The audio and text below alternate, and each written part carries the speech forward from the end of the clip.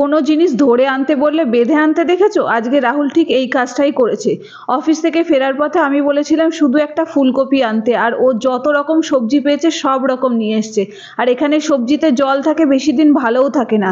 তো তারপরে হঠাৎই দিয়ে গেল আমাদের একটা পার্সেল, যেটা অর্ডার করেছিলাম 2-3 দিন ধরে আমাদের চা ফুরিয়ে গেছিলো। তো এই চাটা ফ্লিপকার্টে অর্ডার করেছিলাম, এটা পিওর দার্জিলিং টি, আশা করি ভালোই হবে। তো যেই পার্সেলটা এলো রাহুল বলে কি এক্ষুনি চা বানাও, খেয়ে দেখি কেমন হয়।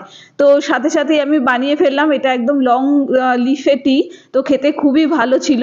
এটা চাটার কালারটাও খুব সুন্দর হয়েছে, আর রাহুল খেয়ে তো বললো খুব ভালো লেগেছে। পরে আমিও খেয়ে দেখলাম খুবই ভালো হয়েছে। তারপর রাত্রেবেলার জন্য করলাম সব রকম সবজি দিয়ে খিচুড়ি, যেহেতু অনেক রকম সবজি দিয়ে এসছে। আর একদম চাল আর মুগ ডাল দিয়ে, আমি অবশ্য নর্মাল চাল দিয়ে খিচুড়ি করেছি। রাতের আজকে আমাদের ডিনারে ছিল খিচুড়ি আর ডিম ভাজা। তো আজকে মিনি ব্লগটা এই পর্যন্তই। যদি ভালো লেগে থাকে please do like, comment, share and subscribe our channel. দেখা হচ্ছে পরে।